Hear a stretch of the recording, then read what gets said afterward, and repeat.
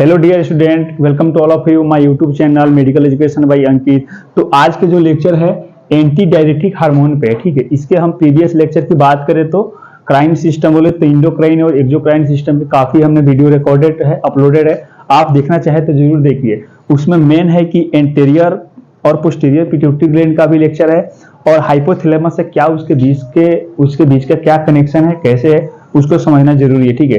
तो आज के मेरा वीडियो है वो किस पे है, एंटी डायरेटिक हार्मोन, ठीक है।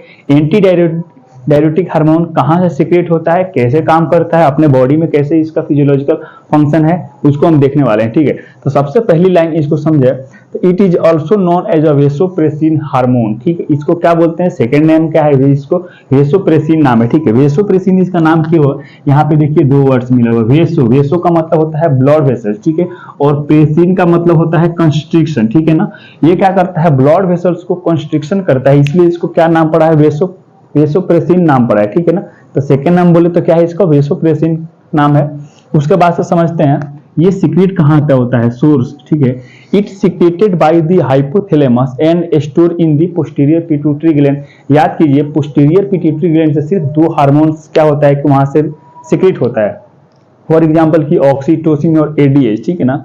ऑक्सीटोसिन और एडीएच हार्मोन जो है वो पोस्टीरियर पिट्यूटरी ग्लैंड में सिंथेसिस नहीं होता है, वो हाइपोथैलेमस में क्या होता है कि सिंथेसिस होना है, वहां पे बनता है और जाके कहाँ स्टोर होता है, पोस्टीरियर पिट्यूटरी ग्लैंड पर क्या होता है कि वो जाकर के स्टोर होता है और स्टोर होने के बाद से अपने बॉडी में आगे के फर्दर वो अपना फिजियोलॉजिकल अपना फंक्शन करता है, ठीक है ना। तो ये दो मेजर डिफरेंस याद रखना है कि पोस्टीरियर पिट्यूटरी ग्लैंड से कोई भी हार्मोन्स वहां सिंथेसिस नहीं होता है, वहां पे सिर्फ क्या होता है कि स्टोर होता है, ठीक है, और स्टोर होने के बाद से वो अपना फंक्शन करता है। लेकिन हम इंटीरियर की हम बात करें तो वहां पे हार्मोन सिंथेसिस होता है और वहां से रिलीज भी होता है। ये दोनों इंटीरियर और पोस्टीरियर पिट्यूटरी ग्लैंड से क्या है कि डिफरेंस है, ठीक है।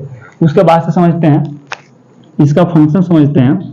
The major function of the ADH is water retention, ठीक है। वो क्या करता है कि वाटर रिटेंशन करता है। वाटर रिटेंशन का मतलब क्या होता है, रिटेंशन का मतलब होता है किसी चीज को रोकना, ठीक है। किसी चीज को जब हम रोकते हैं जैसे कि वहां पे वाटर को रिटेन करेगा, वाटर को अपने बॉडी में क्या करेगा कि रोकने का काम करेगा, इसीलिए इसको क्या बोलते हैं, वाटर रिटेंशन फंक्शन बोलते हैं, ठीक है ना। By the acting on the kidney, ठीक है। अब आप समझिए कि किडनी से यूरिन पास आउट होता है और यूरिन के साथ में क्या होता है कि वाटर अपने बॉडी से एलिमिनेट होता है, वाटर के साथ वेस्ट प्रोडक्ट भी निकलता है, ठीक है ना। तो ये एडीएच किस पे काम करता है, किडनी पे काम करता है, वो भी देखने वाले हैं। ADH receptor found on the distal convolutive tubules and collecting duct, बोले तो डीसीटी और सीटी, ठीक है। ये इसका जो एडीएच का एंटी डायरेटिक हार्मोन्स का जो रिसेप्टर है वो पाया जाता है नेफ्रॉन के डीसीटी और सीटी पे। डीसीटी बोले तो distal convolutive tubules and collecting duct tubule पे, ठीक है ना, कलेक्टिंग डक्ट पे पाया जाता है, ठीक है। यह नेफ्रॉन पे पाया जाता है। उसके बाद से क्या करता है, that perform the reabsorption water and electrolyte, just for example की सोडियम एंड क्लोराइड्स का हमने लिया, ठीक है ना। जब भी अपने बॉडी में बॉडी जब हाइड्रेटेड के कंडीशन में रहता है, फॉर एग्जांपल आपको ऐसे समझिए कि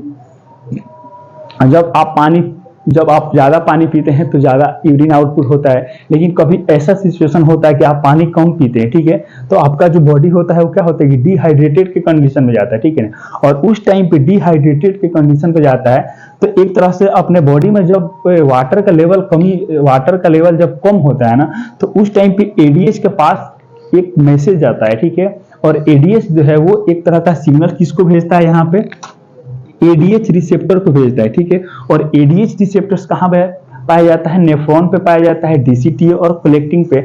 और ये डीसीटी कलेक्टिंग पे जो एडीएच रिसेप्टर पाया जाता है ना, तो वाटर को क्या करने लगता है, रीएब्जॉर्प्शन करने लगता है, ठीक है। वाटर को क्या करता है कि रीएब्जॉर्प्शन करने लगता है। और रीएब्जॉर्प्शन क्यों करने लगता है, जैसे कि अपना बॉडी में जब भी वाटर का लेवल कमी होता है, आप बहुत टाइम तक पानी नहीं पी रहा है, तो पानी नहीं पी रहा है तो यूरिन जो किडनी है वो हमेशा अपना काम करते रहता है, फिल्ट्रेशन करता है और सिक्रेशन भी करता रहता है। लेकिन फिल्ट्रेशन के बाद से अपने बॉडी एडीएच के पास ऐसा एक मैसेज आता है कि अपना जो बॉडी है, बॉडी में वाटर का लेवल कम हो रहा है, ठीक है ना। तो वाटर का जब लेवल कम हो रहा है तो वहां पे जो फिल्टर होने के बाद से आप याद कीजिए किडनी का फिल्टर होने के बाद से जो फ्लूइड जो बाहर निकलने वाला होता है, ठीक है, किडनी के रास्ते ना, तो वहां पे काम करके रीएब्जॉर्प्शन के प्रोसेस करता है, ठीक है। रीएब्जॉर्प्शन का आप ऐसे समझिए कि जो भी वाटर फिल्टर और इलेक्ट्रोलाइट जो फिल्टर होकर यूरिन के साथ जो बाहर निकलने वाले हैं, उनको क्या करता है, डीसीटी और सीटी पे उनको क्या करता है कि वापस खींच के अपने बॉडी में भेज देता है। वापस खींच के अपने बॉडी में भेज देगा तो अपना क्या होगा, बॉडी जो है वो फ्लूइड का मेंटेनेंस करेगा। इसलिए इसको क्या बोलते हैं कि ये वाटर रिटेंशन। वाटर रिटेंशन बोले तो कि वाटर को अपने बॉडी में रोक रहा है, ठीक है ना, रिटेन कर रहा है, ठीक है। तो यह चीज आपको समझ में आ गया होगा।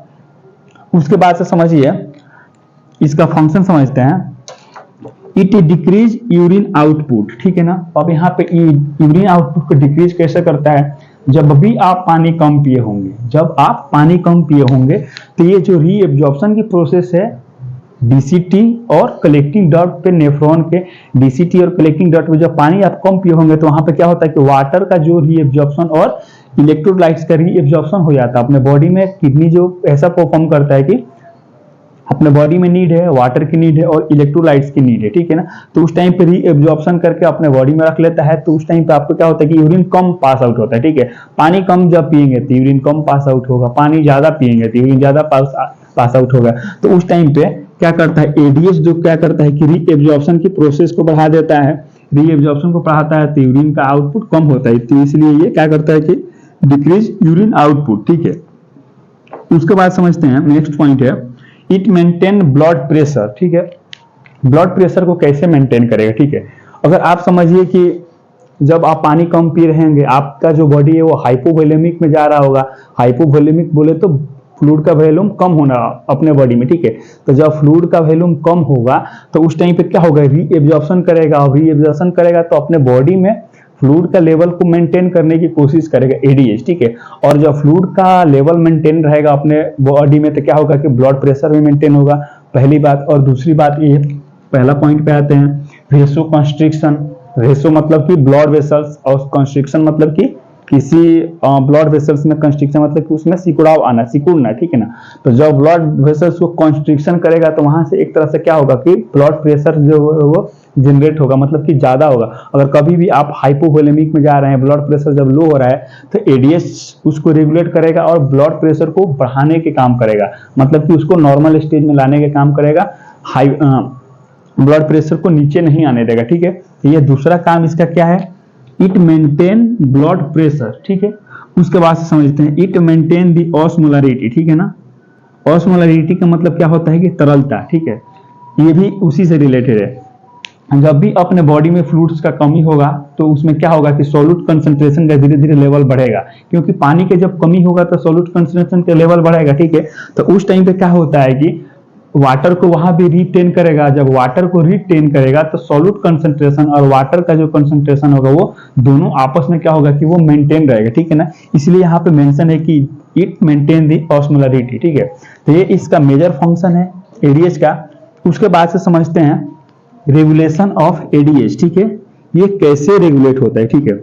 अब समझिए यहाँ पे लॉजिक वाली बात कि जब भी अपना बॉडी हाइपोवोलेमिक कंडीशन में गया, जब आप पानी कम पिए तो यहाँ पे रीएब्जॉर्प्शन होने लगा, ठीक है ना।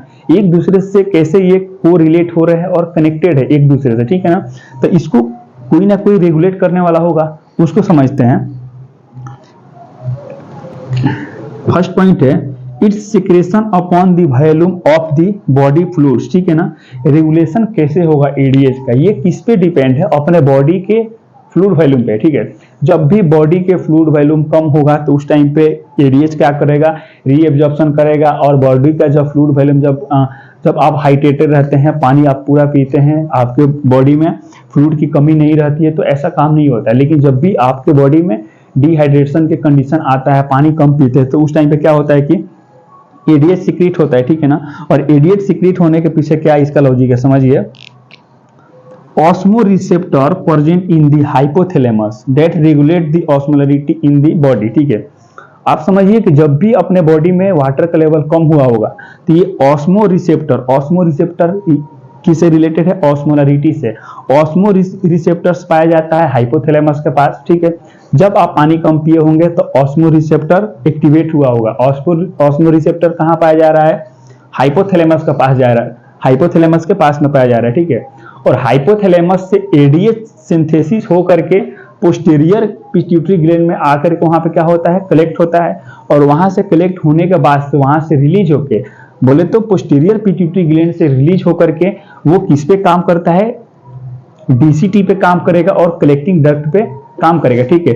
और इन दोनों पे काम करके क्या करेगा, वाटर को रिटेंशन करने के काम करेगा, बोले तो रीएब्जॉर्प्शन अपने बॉडी में रोकने का काम करेगा। और रोकने का काम करेगा तो क्या होगा कि अपने बॉडी का ऑस्मोलरिटी जो है वो मेंटेन रहेगा, ठीक है। तो ये इसका मेजर फंक्शन है रेगुलेशन ऑफ एडीएच का, ठीक है। तो आज हमने क्या देखा है, एडीएच का मेनली सिंथेसिस कहां से होता है, पोस्टीरियर पिट्यूटरी ग्लैंड से रिलीज होता है, सिंथेसिस हाइपोथैलेमस में होता है, इसका फंक्शन मेनली क्या है और इसको रेगुलेट कैसे होता है, ठीक है ना। इससे क्वेश्चन एग्जाम में आता है, शॉर्ट क्वेश्चन करके आ सकता है, ठीक है। इसको समझना जरूरी है। हम नेक्स्ट वीडियो में फिर देखेंगे अनदर ग्लैंड के बारे में और दूसरे हार्मोन्स के बारे में। तो आज के लिए बस इतना ही, आज के क्लास को यहाँ पे स्टॉप करते हैं, फिर मिलते हैं नेक्स्ट वीडियो में। और वीडियो अच्छा लगे तो मेरे चैनल को जरूर सब्सक्राइब करें और शेयर करें और कमेंट्स करना ना भूलें। धन्यवाद।